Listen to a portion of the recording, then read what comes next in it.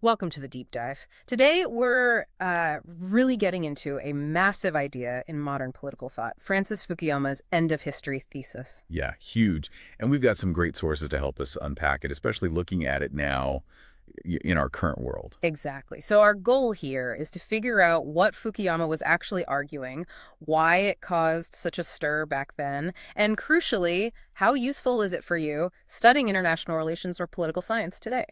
And it's just wild to think about the timing, right? The Yeah. Berlin Wall coming down, the Cold War basically evaporating. It really felt like something fundamental was shifting. It really did. So people were asking these big questions about where politics was heading. Mhm. And we want to break down his main arguments, see why it hit so hard at that moment, and then, yeah, test its relevance against everything that's happened since. Yeah.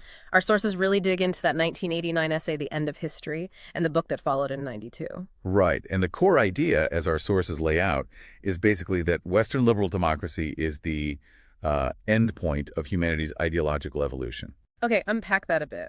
What does end point even mean here? Well, it's key to understand he wasn't saying, events stop happening or conflicts disappear. Not at all. Right. It was a deeper claim. He argued that after seeing other big ideas, monarchy, fascism, communism fail, liberal democracy was kind of the last ideology standing, the only one that's truly legitimate and sustainable in the long run. So the end was about the big ideological battles being over. Precisely. The fundamental arguments about how society should be organized, he thought, had reached their conclusion. Okay, let's dig into the roots of this. Our sources keep pointing back to Hegel. That seems pretty central. Oh, absolutely essential. You can't really get Fukuyama without understanding his Hegelian influence. Yeah. Our sources show he's drawing heavily on Hegel's idea of history as this dialectical process. Like a back and forward argument?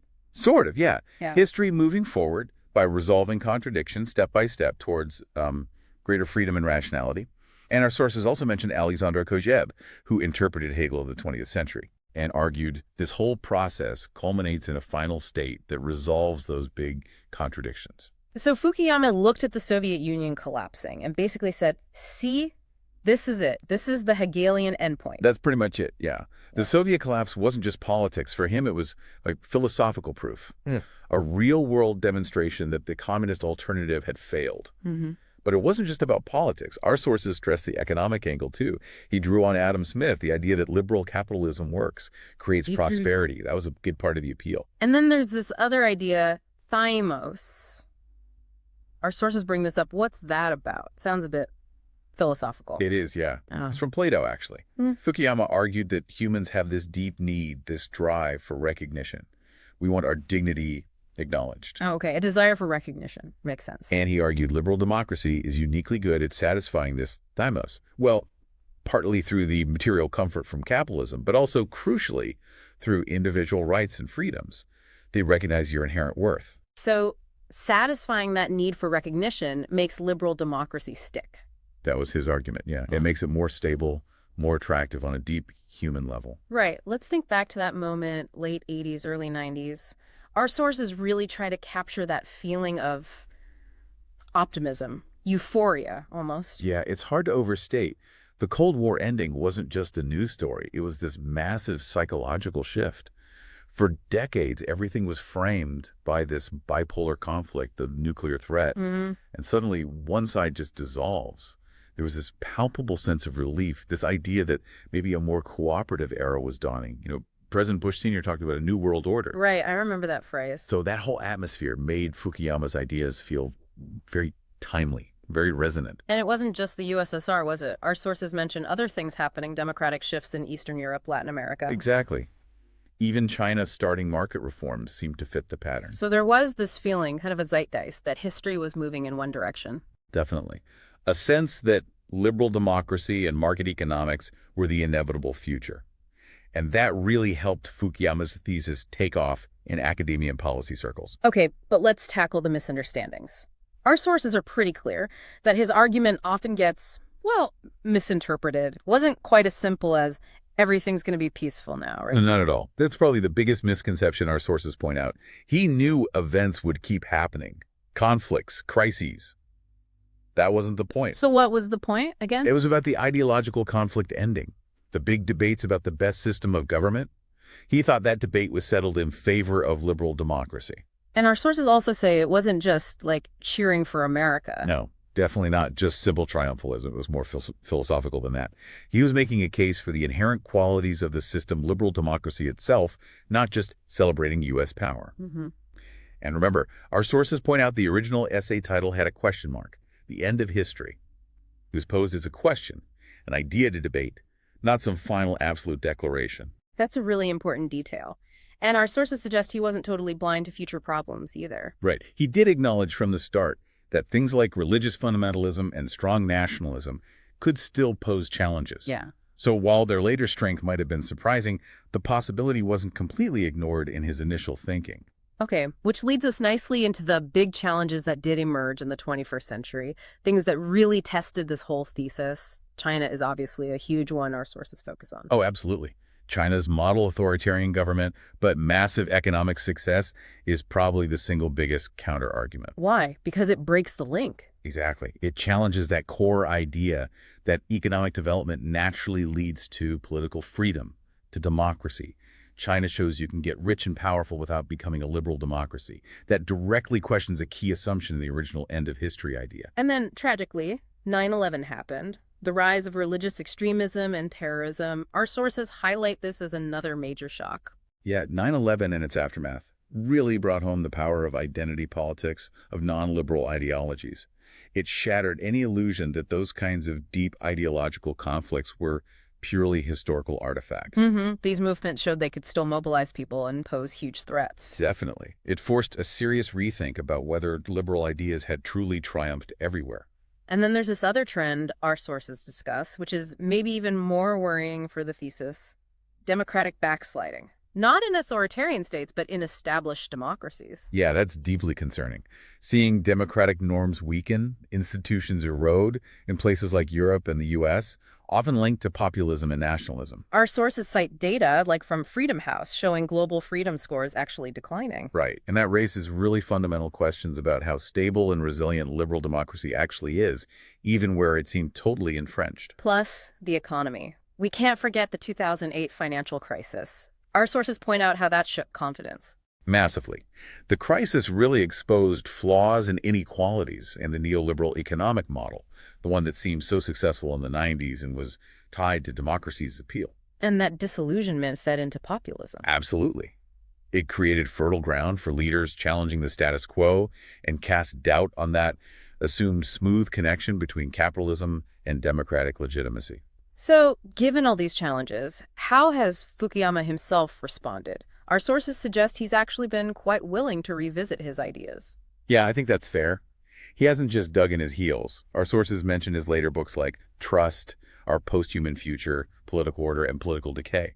What does he explore in those? Well, he looks more deeply at things maybe less emphasized initially, like the importance of social trust, social capital, the potential impact of things like biotech, and crucially, the need for strong, effective state institutions. Not just democracy and markets, but a capable state. And more recently, our sources say he's focused on threats within liberal democracies. Yes. He talks a lot about dangers from both the populist right and the identity-focused left. How so? He argues, interestingly, that both can stem from that same desire for recognition, the thymos we talked about earlier.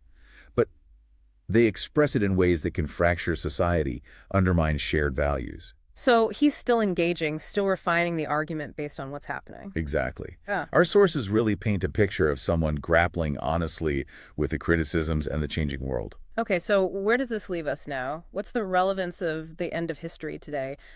Our sources seem to suggest it's complicated. It's definitely a mixed picture, as our sources show. I mean, on one hand, there are still more democracies in the world than during the Cold War. And the basic ideas, human rights, democratic norms, still hold a lot of weight, a lot of legitimacy globally. Even in places that aren't democratic. Right. But you can't ignore the appeal of the alternatives. Our sources definitely acknowledge that. Like the China model. Yeah, that combination of authoritarian control and economic delivery, our sources call it authoritarian capitalism. And maybe Russia's more personalized strongman rule. These offer different paths that look attractive to some, especially when Western democracies seem gridlocked or unequal. But those models have their own issues too, right? Oh, for sure. Our sources note they often struggle with legitimacy long-term, have their own internal problems and contradictions. And what about that link between economics and politics? Our sources suggest that relationship is much messier than people thought in the 90s. That's a huge takeaway for anyone studying global politics now. It's not automatic that free markets lead to free societies, or vice versa. Because of inequality, Yeah. globalization. Yeah, all of that. Plus, the fact that capitalism seems pretty adaptable, it can thrive even in non-democratic settings. Oh, China's state capitalism is the prime example our sources use. so it's much more complex. Much more. And it highlights what Fukuyama himself came to emphasize later. You need not just markets and democracy, but also good governance, strong state capacity. Our sources stress that point. Okay, let's touch on one last fascinating, almost philosophical bit from Fukuyama's original work, this idea of the last man. Our sources connect this to Nietzsche. Right. This is a really interesting kind of cautionary note within his own argument. Even as he's arguing for liberal democracy's triumph, he worries, drawing on Nietzsche, Worries about what? that maybe this endpoint, this comfortable, secure liberal democracy, might be a bit empty, spiritually unsatisfying. Empty how? The last man is this figure who's content with just material comfort, security, consumerism, but maybe lacks grand goals, ambition, a sense of striving for something more than just being comfortable. So the worry is that without the big ideological fights, maybe life becomes too mundane, lacking purpose. Our sources hint at Yeah, this. exactly. Could liberal democracy satisfy the deeper parts of the human soul beyond just rights and stuff? Or could it lead to a society of, risk-averse consumers just focused on their own little lives? And how does this connect back to thymos, that desire for recognition? Well, our sources make a clever link here. Fukuyama worried that if people don't find satisfying recognition within the liberal democratic system through meaningful work, community, achievement, that thymos, that desire, might curdle. Curdle how? It might find outlets that actually challenge liberal democracy, like the appeal of populist leaders promising to make the nation great again, tap into that need for collective pride and recognition. Or maybe in 10th identity politics, where your group identity becomes the main source of dignity. So ironically, the very human need he thought democracy satisfied could also fuel challenges against it. Precisely. It's a fascinating paradox our forces point out, right at the heart of his own framework. Okay, so looking forward, what do our sources suggest about the future for liberal democracy, considering all this? Well, there's a clear message about the need for proactive effort. Our sources stress that liberal democracies really have to tackle things like economic inequality head on. Right. Can't just assume things will work out. No. And they need to actively nurture civic virtue, shared identities, find that balance between individual rights and community needs. That's seen as critical. And then there are the huge new challenges, technology. Massive ones. Social media's impact on discourse, AI's potential disruptions, the ethics of biotech. Our sources highlight these as enormous tests ahead. So the end of history isn't a finish line you cross and relax. Not according to Fukuyama's later thinking, as our sources show. It requires constant work, adaptation, renewal. It's not a static state. And the alternatives still seem flawed. Our sources suggest that, yes, while alternatives like China's model have appeal, they also have major weaknesses in dealing with global issues while respecting basic human dignity and freedom. So the path forward is reform. That seems to be the consensus from our sources. Reform focused on delivering real benefits, building effective and trusted institutions, and offering a positive, inclusive vision for the future. That's crucial for liberal democracy's long-term health. Okay, so wrapping up our deep dive on Fukuyama's end of history.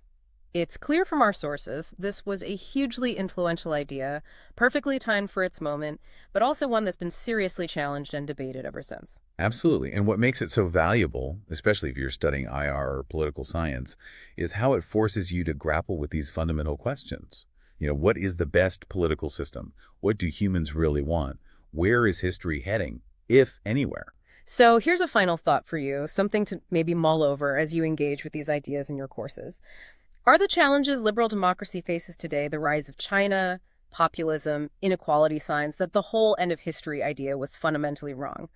Or are they actually part of a difficult, maybe necessary process of forcing liberal democracy to evolve, to adapt, to become stronger for the world we live in now? It's a big question and definitely one worth thinking about.